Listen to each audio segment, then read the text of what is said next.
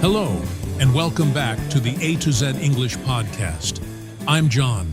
And I'm Sarah. We're thrilled to have you with us today. In our last episode, we talked about the power of consistency in language learning. Today, we're taking it a step further by discussing how you can effectively assess your progress and strengthen your skills in English. That's right, Sarah. Self-assessment is a crucial part of any learning process, especially when it comes to language. It helps you understand where you stand, what areas you need to focus on, and how you can continue to grow. In today's episode, we'll explore different ways to assess your English skills, track your progress, and set achievable goals that will keep you motivated. 1. The importance of self-assessment in language learning. Let's start with why self-assessment is so important. When you're learning a language, it's easy to get caught up in day-to-day practice and lose sight of the bigger picture.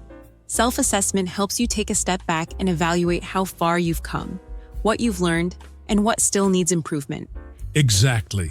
It's like checking a map on a long journey. Without stopping to assess your progress, you might end up wandering off course or getting stuck in a rut. Regular self-assessment keeps you on track and ensures that your efforts are aligned with your goals. Plus, self-assessment helps you identify your strengths and weaknesses. For example, you might be great at reading and listening, but struggle with speaking or writing. Knowing this allows you to focus your practice on the areas that need the most attention, making your learning more efficient. And it's not just about identifying weaknesses. Self-assessment also allows you to recognize your strengths and build on them. For instance, if you're good at listening, you might focus on more advanced listening exercises or try to incorporate more spoken content into your daily routine.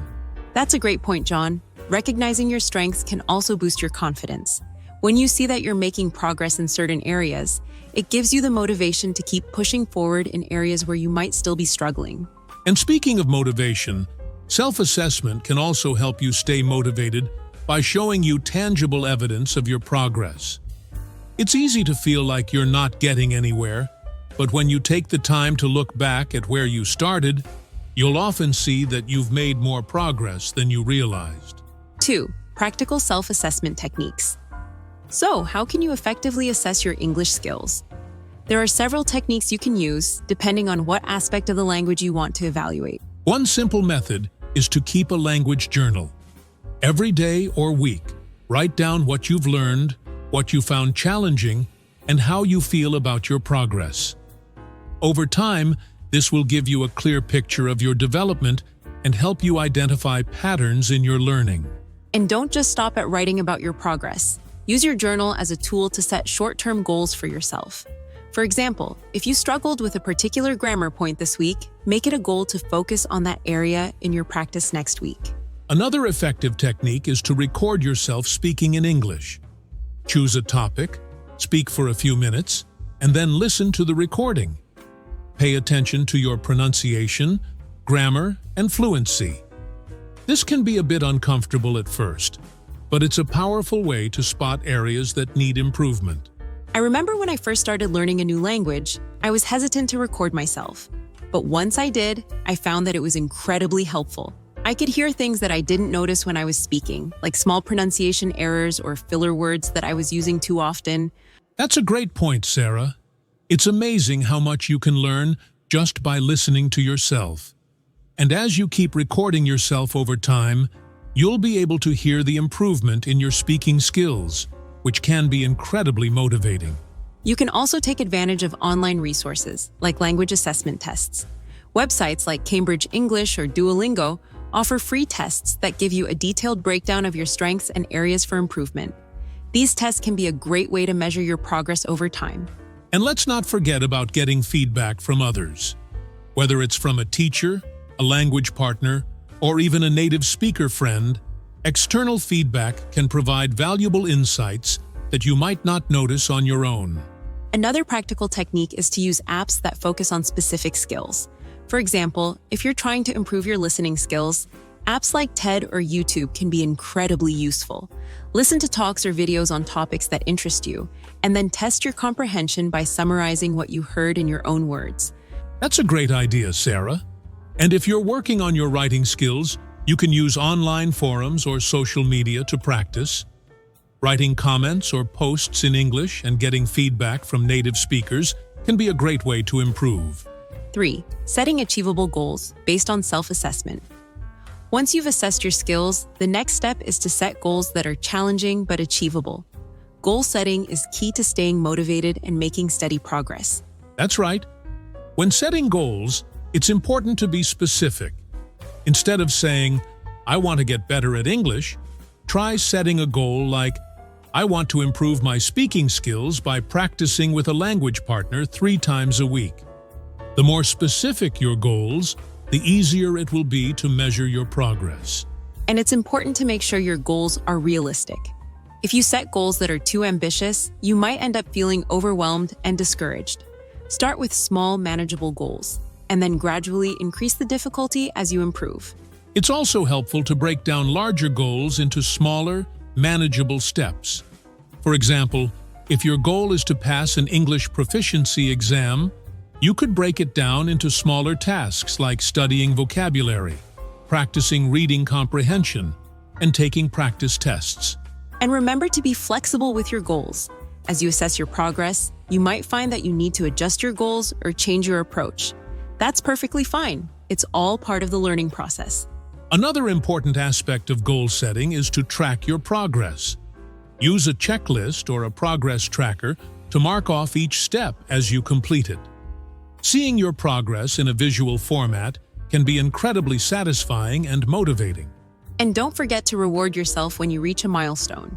Whether it's treating yourself to something special or taking a break to relax, rewarding yourself can help you stay positive and motivated.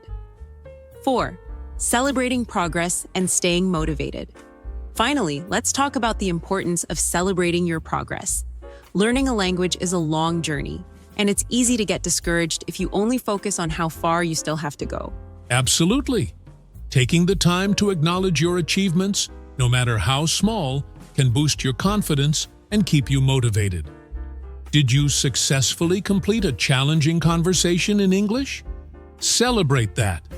Did you understand a whole article without looking up any words? That's a win.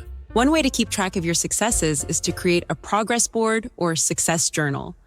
Every time you reach a milestone, write it down or add it to your board. Over time, this will become a powerful visual reminder of how far you've come. And don't be afraid to reward yourself for your hard work. Whether it's treating yourself to something special or taking a day off to relax, rewarding yourself can help you stay positive and motivated. Another tip for staying motivated is to connect with other language learners. Joining a study group or participating in online language communities can give you a sense of camaraderie and support. It's encouraging to share your experiences with others who are on the same journey. That's a great suggestion, Sarah. And if you ever feel like you're losing motivation, try revisiting your reasons for learning English. Remind yourself of the goals you want to achieve, whether it's traveling, advancing your career, or connecting with people from different cultures. Visualization can also be a powerful tool for staying motivated. Picture yourself speaking English fluently, traveling to an English-speaking country, or even giving a presentation in English. Visualizing your success can help you stay focused and committed to your learning. And let's not forget the importance of maintaining a positive mindset.